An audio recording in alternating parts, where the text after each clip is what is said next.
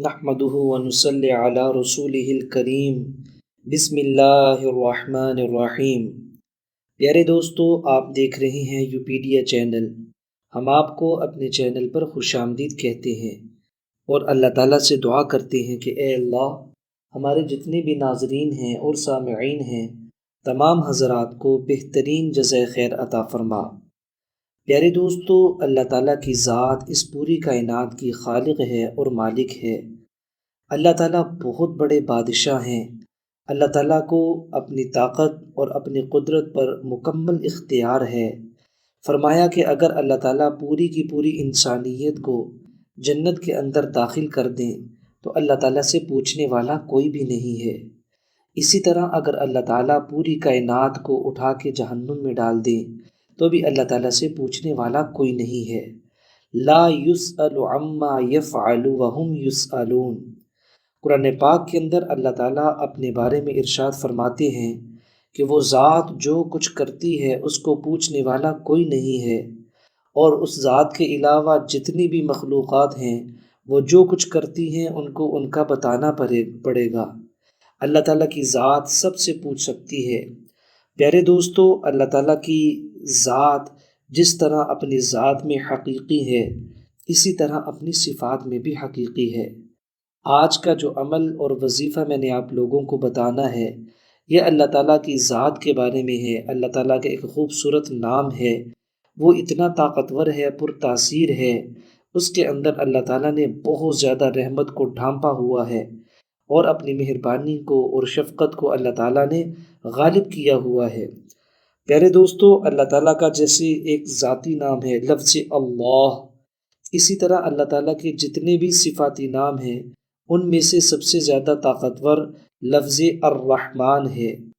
الرحمن کے اندر مہربانی کا، رحمت کا، ہمدردی کا اتنا مادہ غالب ہے کہ کسی غیر کے اوپر لفظ رحمان نہیں بولا جا سکتا، جس طرح سے کسی غیر کے اوپر لفظ اللہ نہیں بولا جا سکتا، اسی طریقے سے کسی غیر کے اوپر لفظ رحمان بھی نہیں بولا جا سکتا۔ ایسی بڑی ذات ہے، وہ ایسی رحم و کرم والی ذات ہے کہ باوجود قدرت اور طاقت ہونے کے اپنے دشمنوں کو بھی اتنا کھلاتا اور پلاتا ہے کہ جس کی نہ کوئی حد ہے نہ کوئی اس کا اندازہ ہے۔ پیارے دوستو، یہ پوری کی پوری کائنات اللہ تعالیٰ کی ملکیت ہے۔ قرآن پاک کے اندر آتا ہے للہ ما فی السماوات و ما فی الارض، جو کچھ آسمانوں میں ہے اور جو کچھ زمین میں ہے ان تمام کا مالک اللہ کی ذات ہے۔ ایک جگہ پہ ارشاد فرمایا وَلِلَّهِ مِيرَاثُ السَّمَاوَاتِ وَالْأَرْضِ، آسمان اور زمین کی میراث اللہ تعالیٰ کی ذات ہی کے لیے ہے، وہی اس کا مالک ہے، وہی اس کا وارث ہے۔ کیونکہ اللہ تعالیٰ نہ اس کا کوئی باپ ہے، نہ اس کا کوئی بیٹا ہے، نہ کوئی اس کی آگے نسل ہے۔ وہ صمد ذات ہے، بے نیاز ذات ہے، تمام مخلوقات کو کھلاتی ہے اور خود کھانے سے پاک ہے، تمام مخلوقات کو پلاتی ہے اور خود پینے سے پاک ہے۔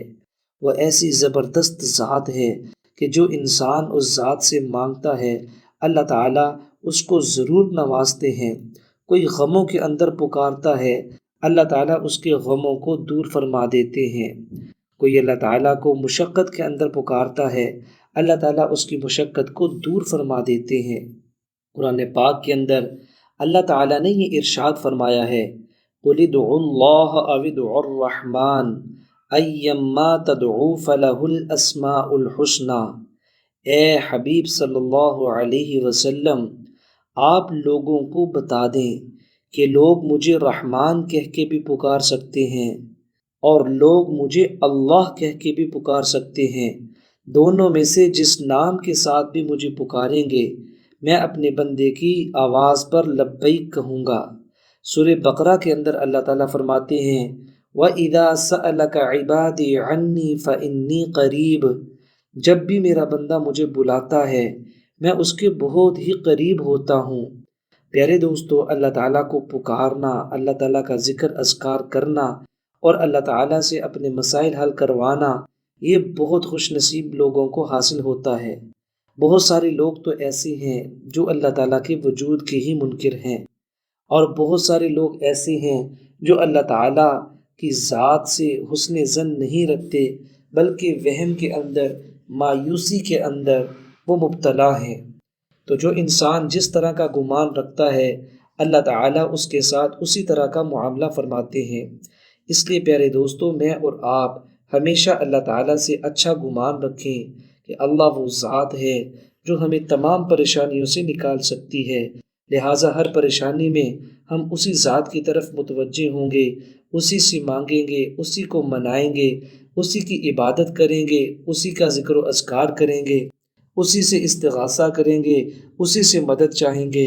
غرض یہ کہ ایاک نعبد و ایاک نستعین ہم ہر نماز کی ہر رکعت میں دہراتے ہیں اور بار بار اس کا اقرار کرتے ہیں کہ اے اللہ، مدد بھی تجھ ہی سے مانگیں گے اور اے اللہ، عبادت بھی صرف تیری کریں گے۔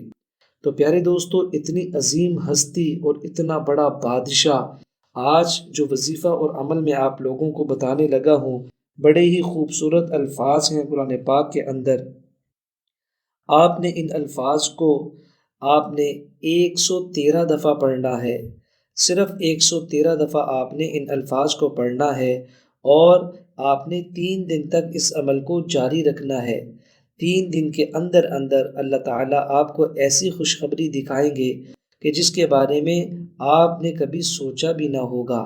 آپ حیران ہو جائیں گے کہ اللہ تعالیٰ نے آپ کو اتنا بڑا عظیم اجر و ثواب کس وجہ سے عطا فرمایا ہے۔ آپ کا کون سا ایسا عمل ہے جس کی وجہ سے اللہ تعالیٰ نے آپ کو اتنا خوشحال کر دیا ہے۔ تو پیارے دوستو، وہ الفاظ کون سے ہیں؟ وہ الفاظ میں آپ لوگوں کو بتانے لگا ہوں۔ آپ نے یہ الفاظ پڑھنے ہیں: یا رحمان یا ارحم الراحمین، یا رحمان یا ارحم الراحمین، یا رحمان یا ارحم الراحمین۔ پیارے دوستو، جب آپ یہ عمل کر لیں گے، یہ وظیفہ کر لیں گے، تو اللہ تعالیٰ اپنے غیب کے خزانوں سے آپ کو مالا مال کر دیں گے، آپ کے اوپر رحم فرمائیں گے۔ آپ جس پریشانی اور مشقت میں مبتلا ہوں گے، اللہ تعالیٰ آپ کو اس پریشانی سے نکال دیں گے۔ آپ کے لیے بہت ساری اچھی ویڈیوز اور بہت سارے وظائف، اذکار ہمارے اس چینل کے اوپر موجود ہیں۔ ابھی ڈسکرپشن میں جائیں اور اپنی پسند کے اذکار بھی سنیے اور وظائف بھی سنیے اور ان سے مکمل استفادہ حاصل کیجیے۔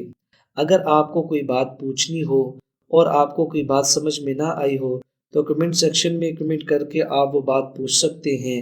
آپ اس عمل کو ضرور آزمائیں، انشاءاللہ تعالیٰ آپ کو اس کا بہت ہی فائدہ ہوگا۔ السلام علیکم ورحمۃ اللہ وبرکاتہ۔